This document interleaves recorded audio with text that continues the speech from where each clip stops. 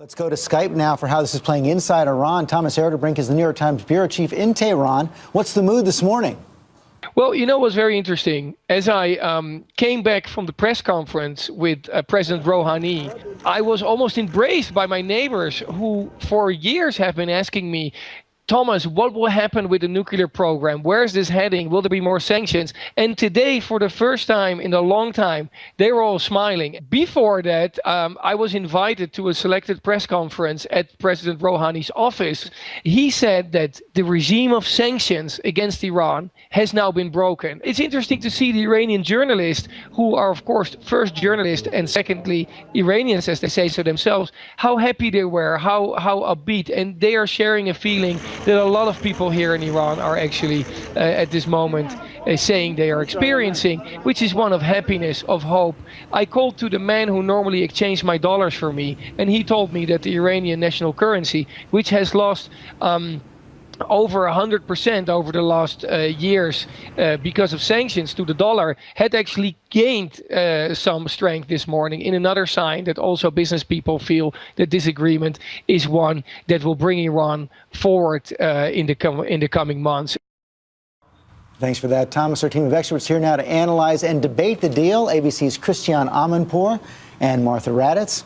The president of the Council on Foreign Relations, Richard Haass, and Bill Kristol, chairman of the Emergency Committee for Israel and editor of the Weekly Standard. Thanks to all of you. And Christiane, let me begin with you. We just heard that report from Tehran right there. There was no question that leading up to this agreement, the pressure was really starting to build inside Iran because of the sanctions. And President Rouhani elected in part to get that relief. That's absolutely right. And just anecdotally, when Foreign Minister Zarif came into the press conference in Geneva to announce a deal, there was a huge cheer from the Iranian reporters, showing you how much they want this to happen. Because you're right, these sanctions have indeed hurt the Iranian people very, very much, not so much the regime. And I think that, you know, what you just heard from Senator Chambliss and others and Secretary Kerry, here's the deal about sanctions. And I think we should be very clear about this. This is what the facts show, that sanctions, yes, have really hurt Iran, have hurt the economy, have hurt the people, and were a long way to why Rouhani got elected. But sanctions have not stopped Iran from continuing its nuclear program. You heard what Secretary Kerry said. 160 centrifuges before the sanctions 10 years ago, 19,000 now. So if the deal is to try to get Iran to capitulate and to surrender in terms of finishing their nuclear program, that hasn't worked. So intelligence people here in Britain and others who are very aware of what's been going on have told me this interim deal is a good deal. It is significant freezes and suspension by Iran for very modest temporary reversible sanction relief by the United States. And Christiane, we saw that reaction from Prime Minister Netanyahu in Israel. What about the rest of the region? Well, the rest of the region, it depends on which part of the region. Yes, Israel, Saudi Arabia and the Gulf Arab states freaked out. They do not want to see any lessening of pressure on Iran. Part of it is because Israel is very concerned. The Saudis are in a Sunni Shiite, proxy war for influence in that part of the world. They don't want to see any let up on Iran. Other parts of that region want to see, less tension. So they want to see a deal. But of course, the deal is 6 months, and we're not going to know what's going to happen in a comprehensive deal. That's going to require a lot more from both Iran and the United States. A lot of hard negotiating ahead, and that's right. I want to go to Martha Raddatz. We're also learning this morning, fascinating, that we not only had these high-level negotiations going on in Geneva, but separate secret talks for the last several months between the United States and Iran. I love this part of the story, George. Imagine U.S. officials going over to Oman and in Geneva on a military airplane into Oman. This is the Deputy Secretary of State,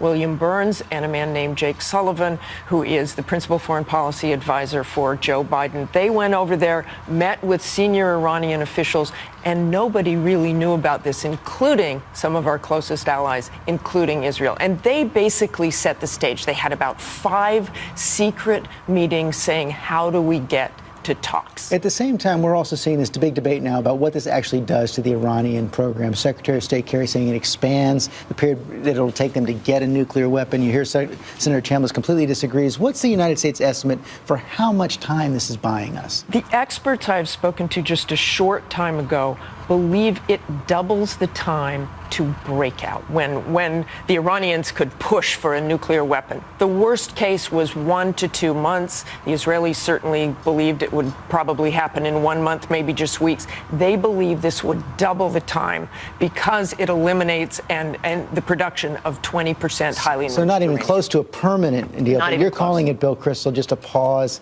that refreshes the ability of the Iranians to keep going on their program. Right. Taking breakout time from 1 to 2 months to 2 to 4 months in return for breaking the sanctions regime, that strikes me as a terrible deal. Of course, the Iranian regime is very happy with this deal, and our allies are very unhappy with it, and our allies are right to be unhappy. And the Iranian regime, unfortunately, President Rouhani is gloating, and he's right to gloat.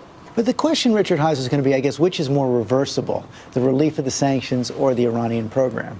We're not going to find out until we actually get either to a final deal or this unravels. Each side is selling it, that they're basically getting more than they're giving up. But I think at the end of the day, George, this is a limited deal that does limited things for limited duration. And the real focus actually should be where we go, not over the next 6 months. I don't know why everyone keeps using that time period. It's 1 year if you read the text. The goal is within 1 year to complete the negotiation and begin the implementation of the so-called comprehensive follow-on deal that, by the way, is of unknown duration. Big issues to come. So you've been inside the State Department. What will now happen for the next several months? In the short run, it's going to be defending this against people, for example, in Congress who are focusing on new sanctions and the rest. But then it's going to be to spell out all the details. There's how many centrifuges will Iran ultimately be allowed? Of what modernity? How much enriched uranium, even at a low level, will Iran be allowed to keep? What will be the detailed nature of the inspections? How often, at what sites? What about sites we may not know about? There is so much that remains to be negotiated here. And Bill, what do you think? How much time do you think Prime Minister Netanyahu is willing to give the United States? Clearly, at least 6 months. I'm not so sure about that. I don't think it's not a matter of him giving the United States time. It's a question of whether Iran could break out to nuclear weapons, whether they could deceive even during these militarily before the 6 months is whether up? they could deceive even during the 6 months. From his point of view, Iran's gamble over the last 10 years of cheating, lying, and deceiving has paid off for them. They are getting sanctions relief, which is really unbelievable, dismantling nothing and getting sanctions relief. $6 billion. And monitoring. But you'll never get that. Monitoring. As Secretary Kerry said, every day they'll be in places they haven't been. But they apparently, David Sanger reports in the New York George? Times that they did not get the standard of monitoring and inspection that the IAEA wanted. But to answer your question, I don't think the Prime Minister will think he is constrained by the U.S. deciding to have a 6-month deal. As Richard says, 6 months, 1 year. I mean, if they're going to break out, they're going to break out. And Christiane, how much time do you believe that President Rouhani and his team have to continue the negotiations? They're under some constraints by the Iranian Supreme Leader as well.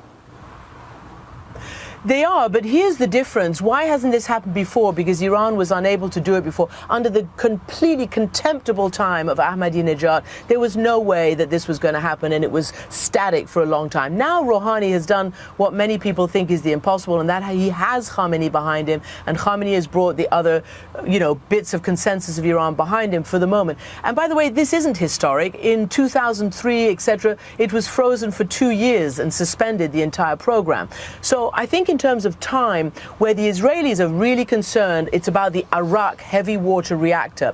This deal apparently says that they cannot proceed with Iraq, they cannot introduce fuel into Iraq.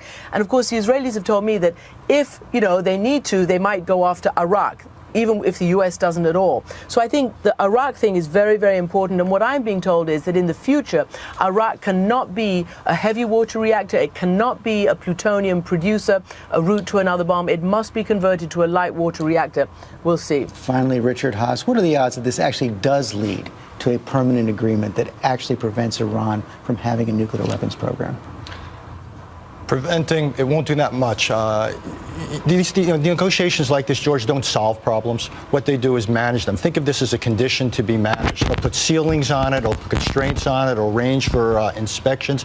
But what you're talking about at the end of the day is how much is Iran going to be allowed, and how much time will we have that if Iran decides to cheat or break out, how much warning will we get? It won't do away with the threat of an Iran nuclear program. The real question is how much warning and how much confidence do we have in that warning, and that introduces either a degree of stability or instability into the Middle East. Okay, thank you all very much.